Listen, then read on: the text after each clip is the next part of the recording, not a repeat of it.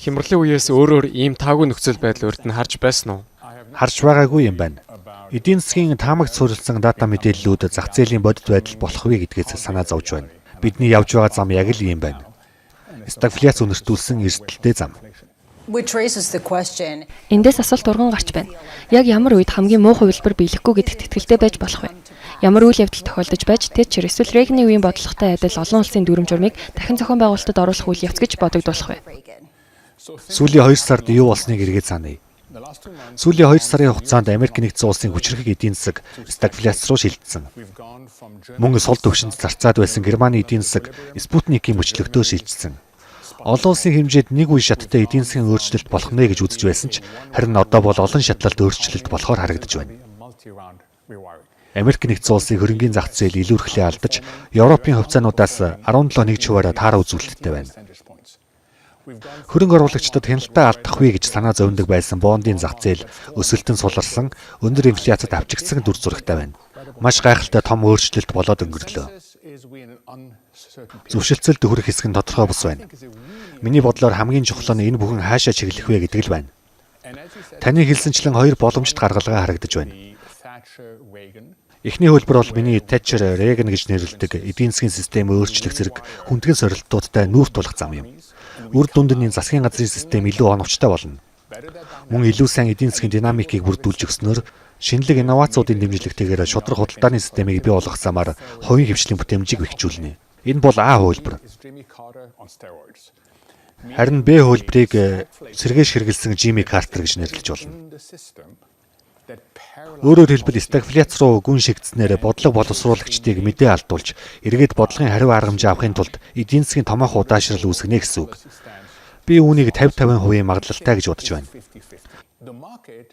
Зах зээл 80-20 магадлалтай гэж харж байгаа. Үүнийг л бид тооцох хэрэгтэй.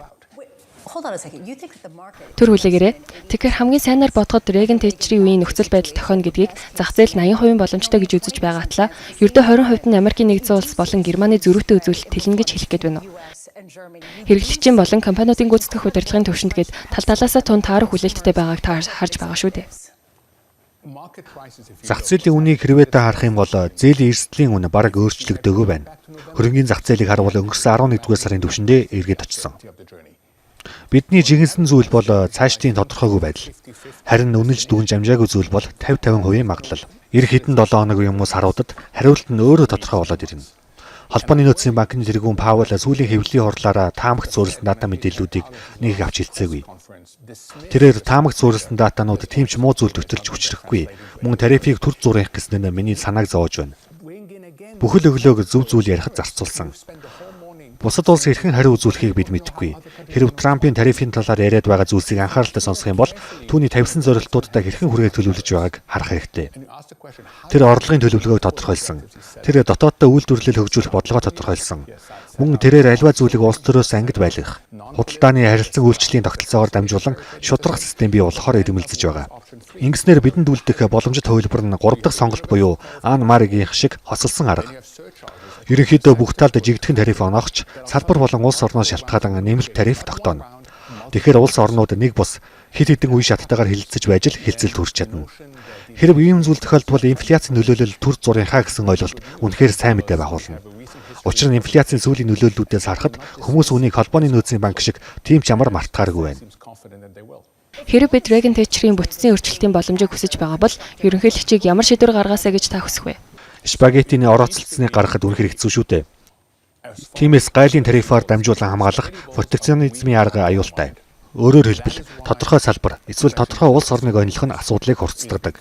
Нэг л мэдхэд эдийн засгийн гажуудал хаана байгааг олж мэдэх боломжгүй болдог. Хэрвээ Reagan Thatcher-ийн шиг нөхцөл байдалд байсан бол бидэнд маш ойлгомжтой нэгдсэн тарифын бодлого хэрэгтэй.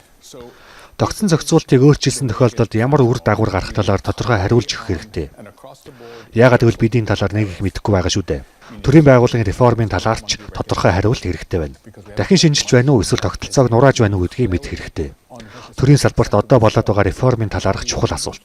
Бидэнд тодорхой байдал чухал. Тийм ч учраас би 50-50% магадлалтай гэдээ байгаа юм. Сүүлд хүндэлдэг хүмүүстэйгээ уулзж байхдаа тэднэр энэ асуудалд нэг талд сонголт хийхийг хүссэн юм. А хөлбөр нь Reagan Thatcher, Б хөлбөр нь Jimmy Carter гэдээ асуусан. Надад магадлалаа өгөхийг хүссэн. Тэд маш ухаантай хүмүүс л дээ.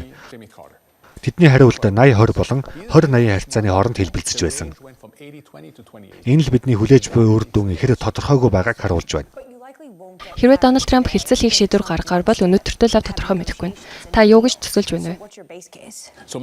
Түрүүнд дурдсанчлан бидэнд 3 дахь сонголт үлдэнэ. Хосолсон уу? Тийм ээ, хосолсон. Гэхдээ түрүүн Жон энэ талаар мэдэхгүй юм да гэж хүмүүс хэлдэг гэхэд инээд хүрсэн л дээ. Учир нь энэ талаар хүмүүс надаас асуух болгонд би мэдэхгүй байгаагаа хэлдэг талаараа захим хаягтаа нийтлсэн юм л да. Гэсэн ч хүмүүс асуухаа болоогүй. Хэрв үнэхээр миний толгойд буу тулгаад хариулт өгөхийг шаардах юм бол засаг захиргаа тарифаар бүх асуудлыг шийдэхийг зорж байгаа бол тийм л үр дүн хүлээж байгаа гэж байруулах байсан.